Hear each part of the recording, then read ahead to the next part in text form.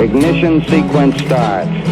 6, 5, 4, 3, 2, 1, 0. Liftoff. We have a liftoff.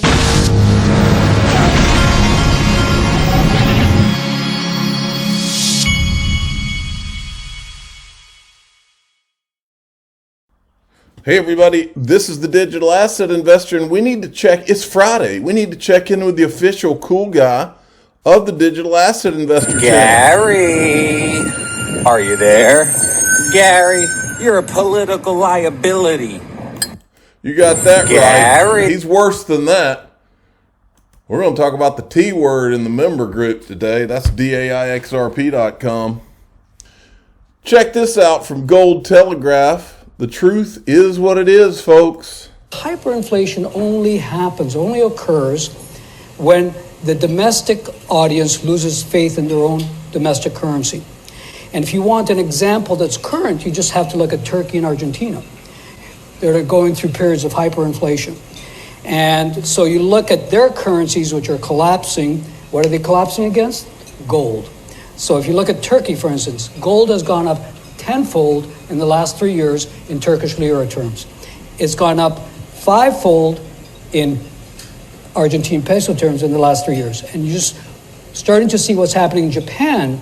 Japan gold is up 50% in yen terms just this year. And Japan is just starting to unravel now. And I think that's what really, in my opinion, if Japan starts to unravel because of their monetary policies, that's when you're going to start to see a contagion effect into the U.S. because they hold so much U.S. treasuries. You know the drill. Miles Franklin's one of my sponsors. So is Glint.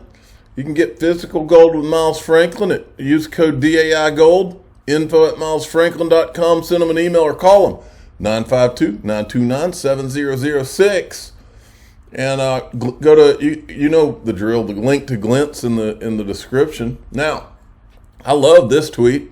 Just in, XRP lawsuit enters settlement phase. That's a thumbnail right there. SEC and Ripple Labs share ground rules. Now, in this article was Jeremy Hogan's tweet here where he was saying this right here. He says, this will be interesting as nothing less is at stake than the sovereign rights of foreign countries.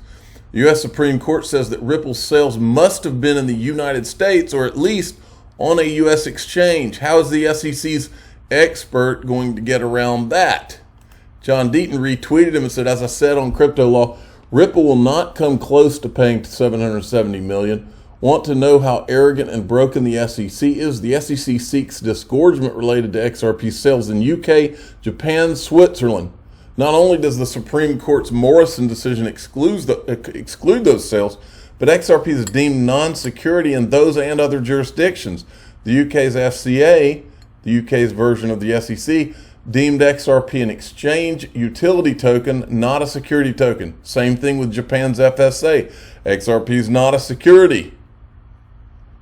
And then, in the last video, I showed you that Fred Rispoli was saying that he said that he thought this thing was a lot closer to a resolution than the SEC was letting on. What if a settlement just comes out of nowhere, folks? Now, I believe, I've said it 1,000 times, I believe that our government is doing a controlled demolition of our economy, as controlled as they can. And people have called it different things. Jim Rickard called it Ice 9, that there was their plan. But this is how they keep teasing about, we're going to cyber attacks. I believe someone's probably going to initiate their own cyber attack and call, oh no, it's a cyber attack. All systems are down. I think that's how this goes. Well, here's a flash of it in China. Crypto market. We do have breaking news in the cybersecurity world, which is why we're breaking into this interview. So reports say Chinese bank ICBC has been hit by a ransomware attack, and the U.S. Treasury market, as a result of that, has been disrupted. This, according to the Financial Times. We're getting at more right now with Bloomberg's Shonali Bassick. Shonali, what do we know? Listen, we have the Financial Times now reporting that ICBC, one of China's largest banks here, was hit with a ransomware attack. And remember, they're a very significant intermediary in the Treasury market. The SIFMA has told its members that this has been part of the reason here that the system is kind of clogged up, if you will, during that auction that we saw a little bit before. The attack had prevented ICBC, according to the Financial Times, from settling Treasury trades on behalf of other market participants. A large executive at a major bank also telling the paper that such a large party on the fixed income clearing corp creates major concerns, potentially impacting the liquidity of Treasury markets. Now, I don't want to say this type of scenario is like a nightmare here, but it is certainly a bad dream. These are things that people are very concerned about when it comes to big liquid markets, particularly such a critical one to all credit markets in the world, of course, Matt. Okay. Now, I forgot to show you this. I didn't forget. I just ran out of time. Yesterday, BlackRock filed to register a new iShares Ethereum Trust entity in Delaware. Now, BlackRock knows full well that XRP is the only digital asset in the United States with legal clarity. So why would they be doing this? Why would they be doing Bitcoin and Ethereum when they know that those two do not have legal clarity in the United States, but XRP does? There's a reason for everything, folks. Listen to this guy. He's telling the truth. The crypto economy adoption from many different angles, from many different industries. So my name is Pierre Samates. I'm a partner at Roland Berger. I'm leading our global crypto economy team. And I have the pleasure to be your host for the next 50 minutes and introducing this wonderful panel to you. But before we do that, before we go into the introduction, bear with me 1 minute because I think the topic needs a bit of framing. Because crypto economy on the one side is something very exciting, but on the other side is something that's very much misunderstood most of the time. So when we talk about crypto economy, we fundamentally mean the innovation that's coming from cryptography and decentralized ledger applications and everything that's built on top, from NFTs to smart contracts and so on.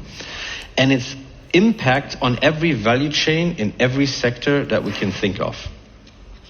And that goes from the future of finance, classic CeFi, DeFi, digital asset management, to asset tokenization, which is going to change fundamentally the way we manage, fund, trade assets that also previously have been illiquid. It's about the rise of the metaverse. Why that? Because crypto economy is the heart and soul of the metaverse. It's about supply chain efficiency. How do we make supply chains more efficient, more counterfeit protection? How do we prepare supply chains for machine-to-machine economy? It is about Web3 and the data economy, and that would have been a panel on its own, given the size of the topic, which is about the shift from our platform-based web to our network-based web, and the ability to demonopolize the web infrastructure that we have today. It is about crypto mining and staking, not only as a profitable business model, but really as a strategic investment into a future of an industry-changing protocol.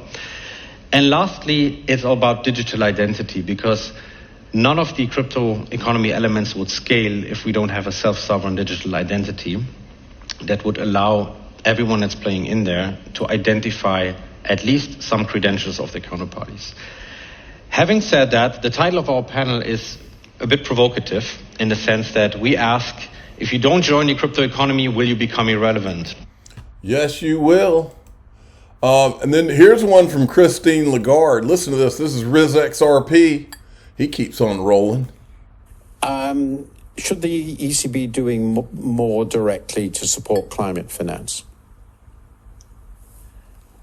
Okay, this is my personal conviction. Yes, of course. Which has nothing to do with the position of the Euro system at large and the ECB at large. But my personal conviction is that yes, to the extent that it serves our monetary policy with the mission to bring inflation back to 2% medium term, yes. And that was crisp enough, wasn't it? Yes, that's okay. Beautifully crisp. We'll have time for a fourth question. Second, do you think there is a prospect for a reasonable prospect and a value in considering a digital euro for households? And, yes. For the private sector? Yes. That is super crisp. Yes. Could you elaborate a little bit more about the conditions? Think Digital Euro Association, think Ripple. Yes, because when everything goes digital, I mean, you are digital, not you as a person, but the tools you use, the instrument that the Financial Times operates under, all of that is digital. And let alone artificial intelligence, but digital is part of our life. So you have to ask yourself the question, why wouldn't money be digital and associated with sovereign, the sovereignty of a state or a region which has one single currency, so that currency being also digitally supported and associated with the sovereignty that comes with a currency. So I think that we have to go in that direction. And if it is user-friendly, cheaper, and gives a guarantee of control over your payment system and your currency, why not? It would have benefits for consumers. And is that a widely shared view in the ECB? Is it a widely shared view in the room full of central bankers in Switzerland where Brad Garlinghouse was sitting at the front of the room and you were in the front row, Christine Lagarde, with the BIS manager? It's a view that is widely shared by the Governing Council because decision was made in mid-October to actually go forward and develop the project in what will be one of these coming days, a pilot-operated digital euro, which can then, if proven efficient and user-friendly and privacy-protecting, will be launched on a larger scale. And I'd rather have a digital euro than be digitalized by somebody else outside the euro area. I presume at this stage, given what you said, you can't give a timetable for this. That's correct. It has to be, I tell you, it has to be right. So if it takes another 6 months more than what was anticipated, that's okay, because it has to be done right. It will come. XRP will come, folks. And what she said is if it takes another 6 months, that's fine. Well, that's the way I've always looked at XRP. Look, if this is what we think it is, I know it's what we think it is. But if you really know what you hold and you comprehend what all this is really about, it's not about little this and little that. It's not about somebody in jackleg wherever building something on XRP. This is make no mistake, write this down. I will never back away from this because it is. The digital currencies, specifically XRP and a handful of others, are about the geopolitical worldwide change. This is about everything, all the marbles, preventing World War III, replacing the petrodollar, going into the next phase of Bretton Woods. That's what this has always been about. That is why my attention has been so captured by it. That's why I feel like I'm living in a once in 100 or 200 year opportunity, lifetime, 2 or 3 or 4 lifetimes, generations of lifetimes. This is why I believe that your grandchildren's grandchildren's grandchildren will be talking about you and me. You got XRP when it first came. You got some of that? I believe that. Okay? Sorry. Now, I also believe that Brad Combs is still trying to decide if he's going to go forward with XRP Las Vegas 2024. And he did tell me that I would be able to provide you a discount to XRP Las Vegas 2024 inside of my group if he goes forward with it. I will keep you posted on that.